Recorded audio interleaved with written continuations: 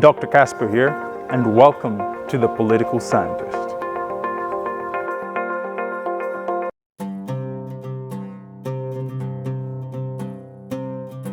The tally has begun. And of course, it's not easy to predict any election. Here's a conclusion. The winner of Kenya 2022, according to my analysis, is Ruto. And in my conclusion, I said that the election would go to Ruto. I came to this conclusion by looking at the highest registered county numbers, looking at the coalitions, looking at the value of the coalitions, looking at the ethnic analysis, and then looking at the regional numbers. Okay. All that being said, I'm not going to change my numbers. All right. I'm going to stick to what I called the election for Ruto, and I called the election for Ruto somewhere in the numbers of 54%, give or take a few points.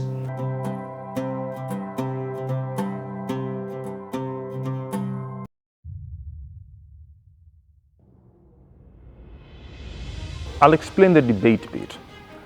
Sakaja versus Polycarp and Rigathi versus Karua. I actually would have given Polycarp an edge over Sakaja. If you were to say Sakaja was at 44% before the election and Polycarp at 56%, well, after the debate, I would argue Sakaja came out on top, and that actually boosted the overall image and view of the other side. And so I would argue in post-debate, Sakaja was at 60%, Polycarp fell to 40%. That's a huge decrease, all right?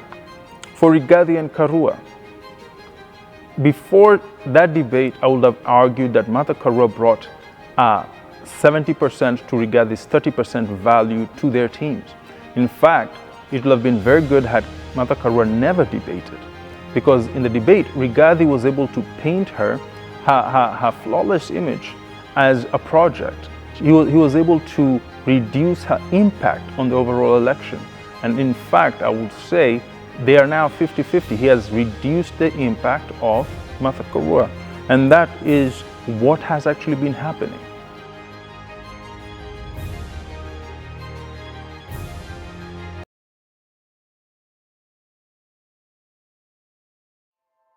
However, this is not the case, I would argue, for Azimio.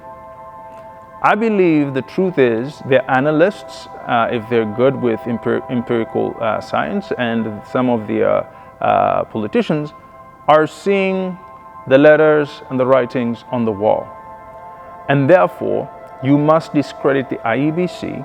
You must start slowly discrediting the courts just in case things don't go the right way. Why? Because if you don't discredit the IEBC and Ruto comes out and wins as I've predicted, then you will not be able to go to court and argue irregularities and technicalities. And I believe that is already going to start to take place. If you want to know the team that really thinks that they may lose the election, it's the team that will start to discredit the IEBC first, and the team that will start to slowly discredit the courts. All right? And so I would argue that is Azimio. I would argue that they're the ones who are going to push a huge agenda through their politicians, through the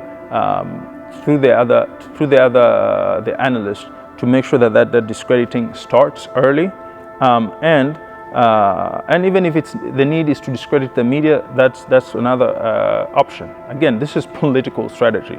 I'm not talking about necessarily what I think is right or wrong. I believe Ruto will edge in this election and take it. But if he edges, does he have the ability to take over? Now, Azimio, I believe, may be reading the letters on the wall that say the end is very near. And this might be what is delaying us knowing the results. And so, in this case, it's in their best interest to first find ways to argue that the IEBC has technicalities, irregularities, and the rest, because you have to show that in order to take them to court, in order to try and nullify the elections. Okay, and so this is part one of what Azimio is planning.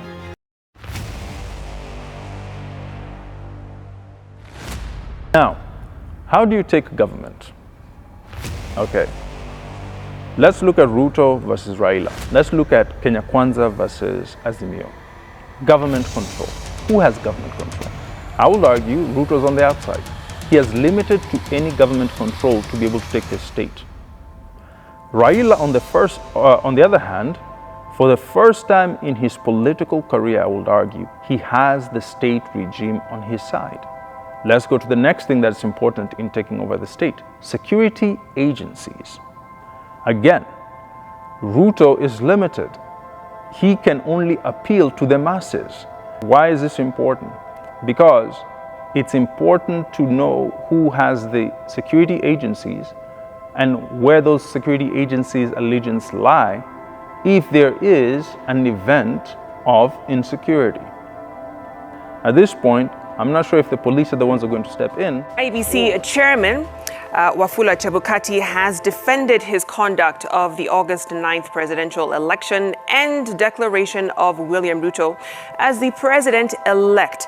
Chebukati, in response to Azimio la Umoja One Kenya presidential candidate Raila Odinga's petition at the Supreme Court, listed Vice Chief of Defense Forces Lieutenant General Francis Ogola, Inspector General of Police Hilary Mutyambai, Solicitor General Kennedy Ogeto, and Principal Administrative Secretary in the Office of the President, Kennedy Kihara, among top national government officials who were coercing him to moderate the presidential results in Odinga's favor, and in the alternative, a runoff poll ostensibly in national security interest.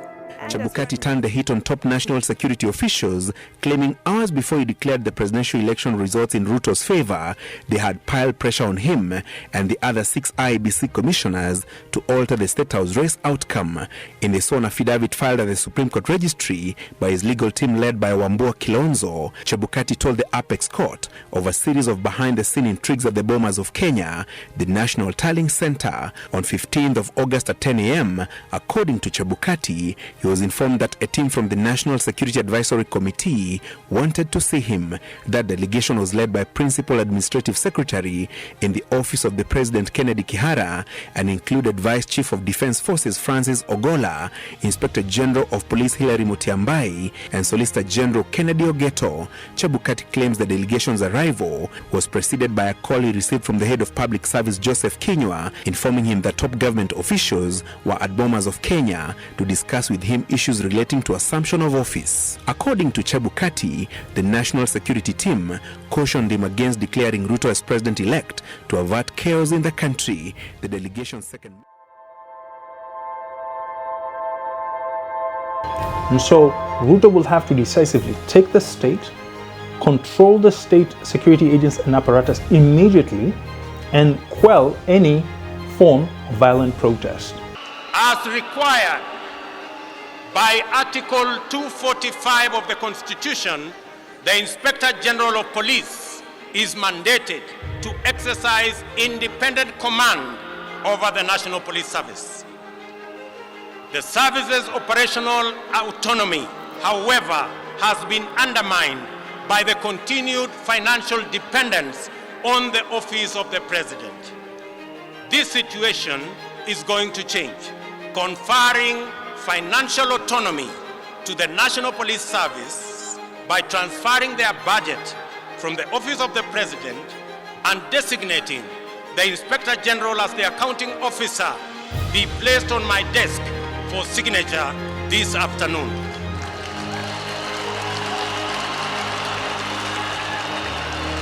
Financial independence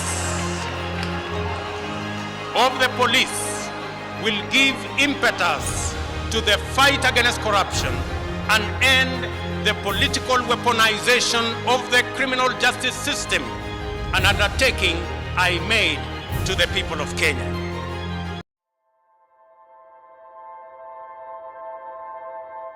Four questions that we have to ask ourselves. How did 4 commissioners at the time of announcing the election have the ability to get a police escort to ferry them across the city from Bonas to Serena? What time did they have to organize a national press conference at that place? How were they able to get all the press there and the rest and the preparations? So how fast, how were they, only 4 independent commissioners, how were they able to pull all this off? Kindly comment on whether or not, this question flows from the first one, the walking away of the 4 commissioners to go and hold, was it an IBC meeting at Serena? Or was the IBC meeting at Bomas? But please comment on the walking away of the 4 commissioners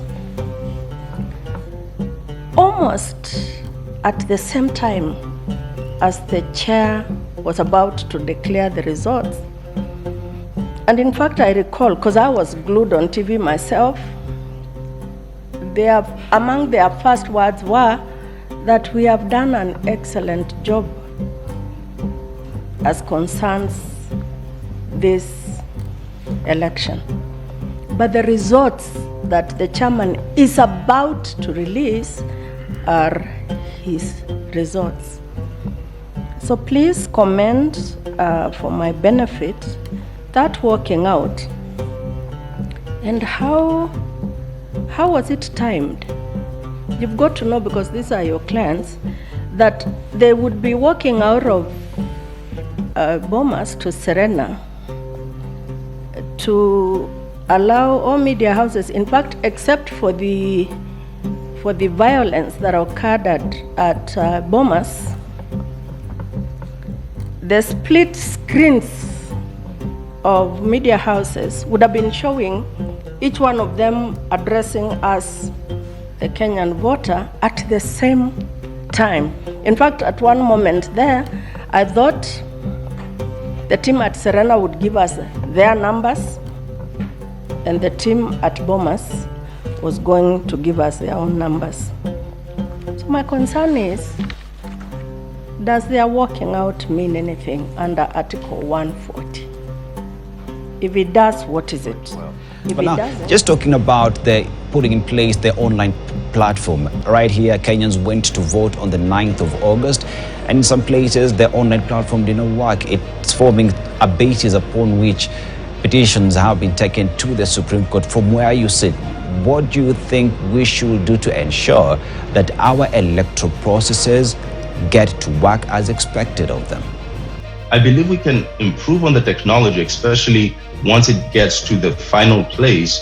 But I think the transparency was at a level that we didn't even expect, that level of transparency at the polling stations, at the constituent places. And so there are always going to be hitches, even here in the United States. I'm sure you all saw the debacles that happened. I don't want to say there is a completely perfect election that is held. And so I don't think we should more or less give up on the system or say the system is in error.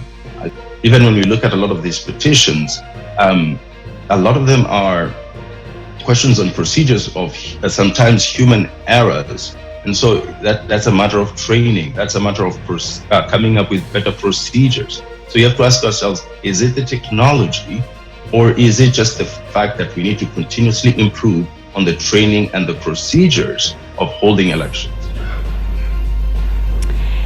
C3 Smartmatic was procured to provide the necessary technological infrastructure, as IBC did not have the capacity to do so.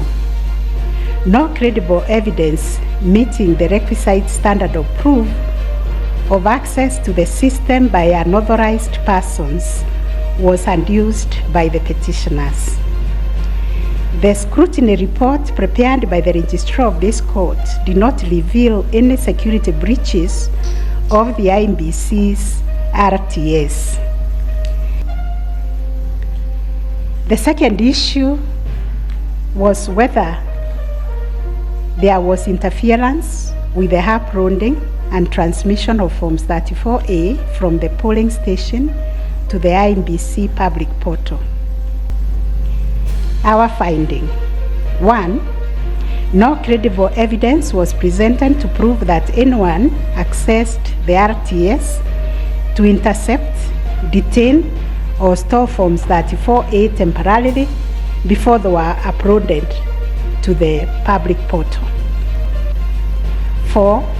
Regarding the allegation that the integrity of the public portal was compromised, this was disproved by evidence of consistent attributes such as unique timestamps, uniform PDF conversions at the polling stations, correct polling station mapping, and consistent KIMS reporting from verification to transmission of results.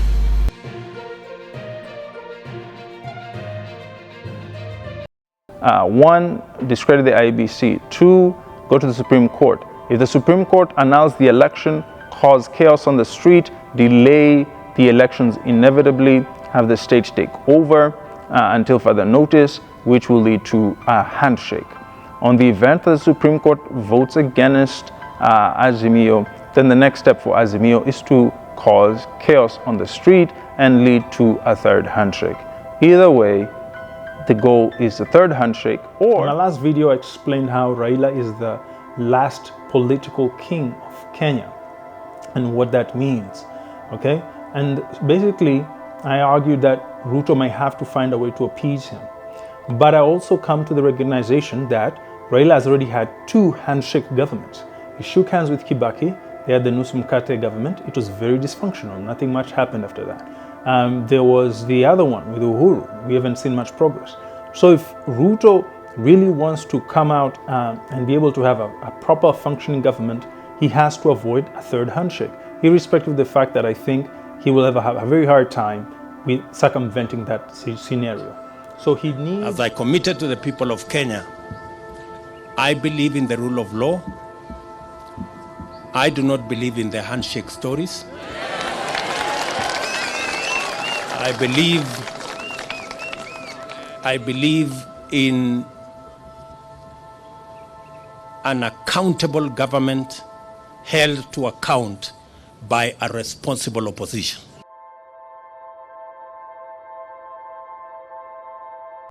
So Kenyans went to the elections. What was the process for you?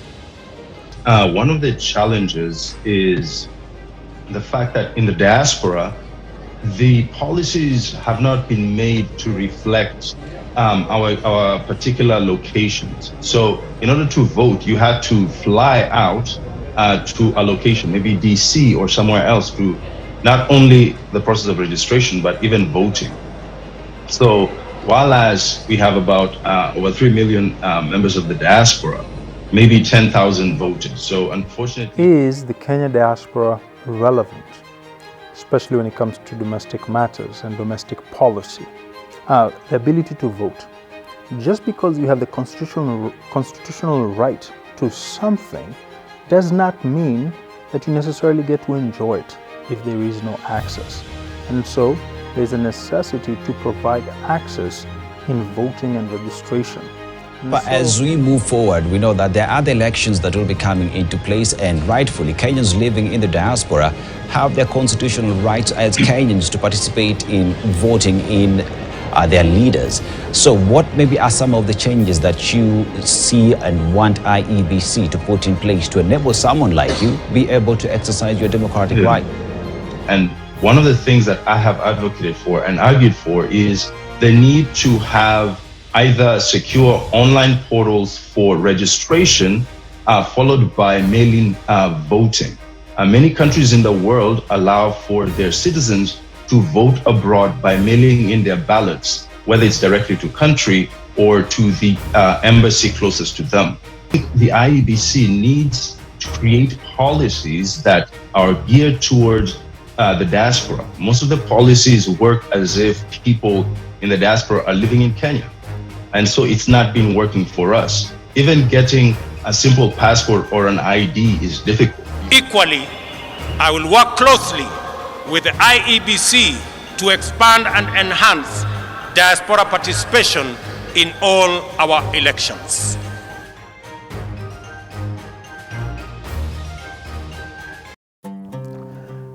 This can only be done through representation in two places. The first type of representation has to happen in the executive branch. Right now, a lot of policies that have to do with the diaspora are figured to be for the Foreign Affairs Secretariat. And so people just say Foreign Affairs will take care of it. But the challenge is Foreign Affairs departments are normally created and geared towards an outside-looking perspective. In other words, representing Kenya to the world. The challenge is the diaspora requires representation from the outside in. The second thing, or the second place of representation, is in the legislative branch. As I've said, the Senate has already discussed and passed or pushed a bill to get investment from the diaspora in terms of money. So I really think the true representation should be in Senate. I think there should be 2 senators that represent the diaspora in the Senate. We already have the Senate representing special groups. For example, we have a youth senator. That tells me that senators represent special groups and counties. Therefore, the diaspora being a special group of about 3 million individuals constitute the need of at least 2 senators. I always say another thing is that the diaspora needs representation finally, and I think that representation can be found in a senatorial position. And also we need our voice in the executive, because these policies are unique to us, and unless we have representatives who actually have the experiences and understand what we experience out here in the diaspora, unfortunately, the diaspora will never actualize their ability to vote. And yes, indeed. We have elevated our diaspora to the 48th county. The complaint has always been that the diaspora does not receive adequate attention and attention they deserve. The focus has been on remittances, while the fundamental rights as citizens have been neglected. To correct this oversight, I pledge to elevate diaspora to a ministry level, strengthen diaspora services in all embassies, work with Parliament to set up a committee that will exclusively deal with diaspora issues, and set up a mechanism for public participation by Kenyans living in diaspora.